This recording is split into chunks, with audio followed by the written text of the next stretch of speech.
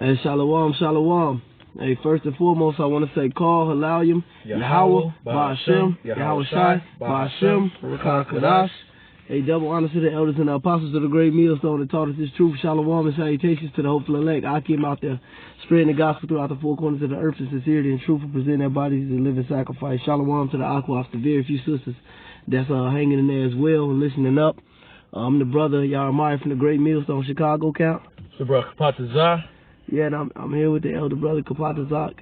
And man, like, hey, one of the brothers from the West Coast, man. We just threw a little thread on the media, you know. He just posted something, man, and what the fuck, man? There was a so-called black woman, you know, at it again. Man. And she's standing in the middle of the fucking street. Yeah, I say a street. We call it the motherfucking streets in Chicago. But nevertheless, she was standing in the middle of the street with a fucking sign, man, that said, what was it fucking say? It said, white. It said, looking for a white man. Yeah, looking for a white male, 27 years old, with 3 children, a God-fearing lady. No jokes, please. Right. Are you, lady? Listen, man. Right. Oh, listen, man. Get to Isaiah, Bible Kushai. Whatever. Did you have something? Because we just finna get into it. The Lord, our people are on the base fucking level, man. And we ain't finna. I ain't wasting my time talking about the woman. We know the damn woman is out of order, man.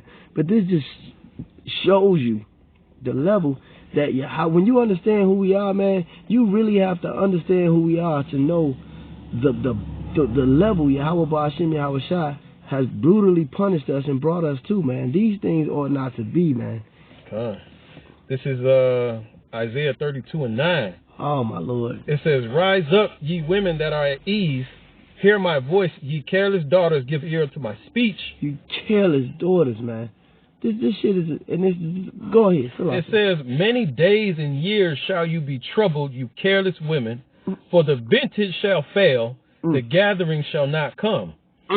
Tremble, ye women that are at ease, be troubled, ye careless ones, strip you and make you bare and gird sackcloth upon your loins." You know how level, yeah, and then and a lot of these women think they on some type of level, man. Especially the black woman, man. Especially the Israelite woman in general, because Esau has gave them that superiority complex towards a man, and that's through prophecy. That's why the scriptures say in Jeremiah, "In that day a woman shall surpass a man." Right. These things, that was thousands of years ago, man. You know, and these things have only really came to pass through the last 40, 50 years, so to speak, man. That's right. But see, now the Lord is reducing you and showing you. Because you know what it was at Isaiah 32, right? Yep.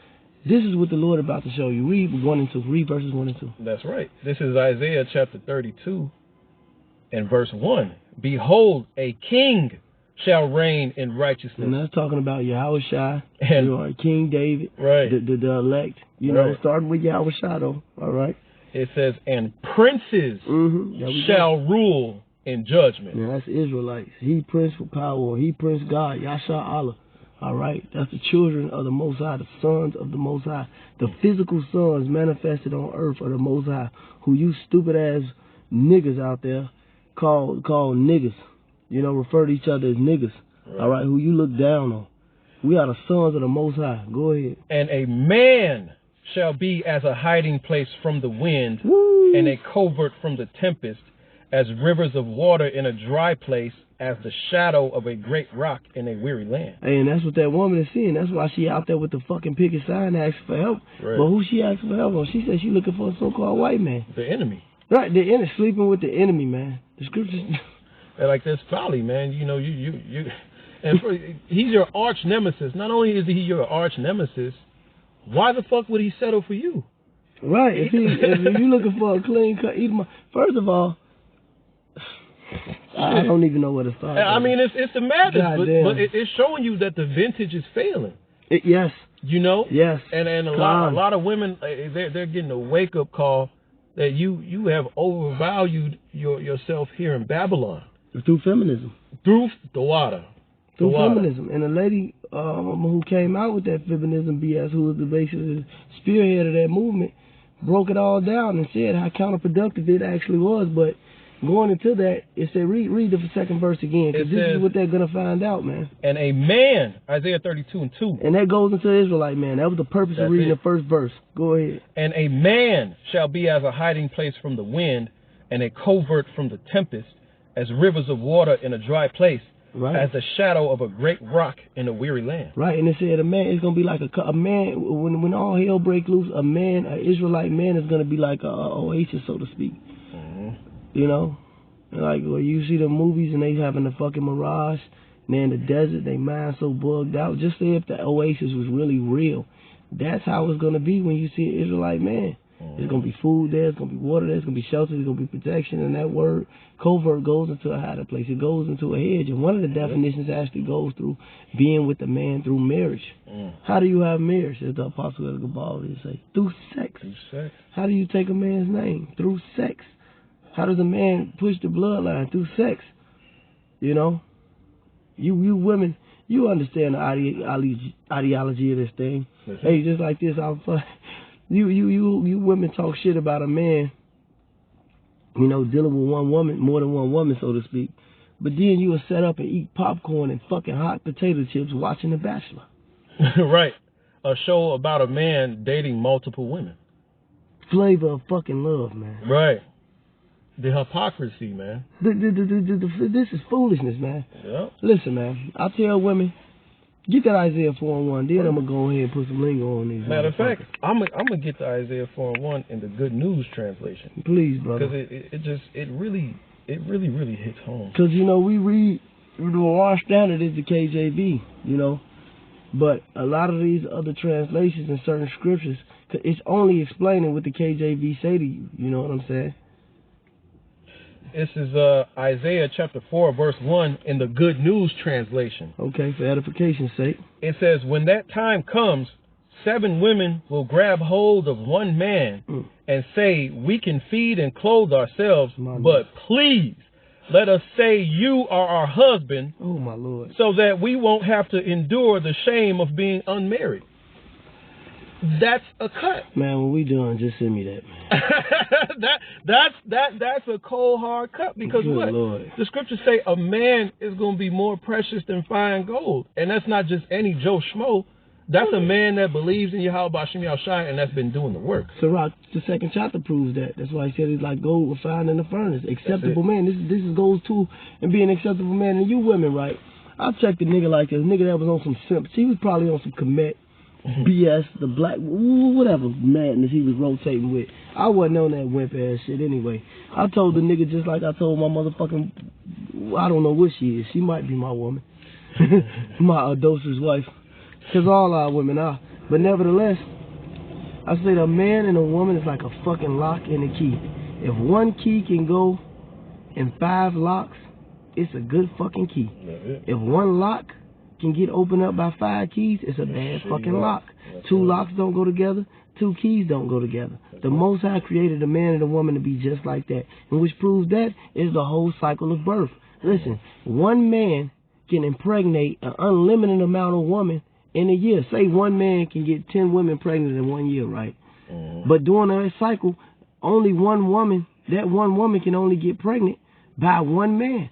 And if another man shoot in her, she can't get pregnant by him again because she's set up, she's genetically modified to deal with one man. A man is genetically modified to deal with multiple women. That's it.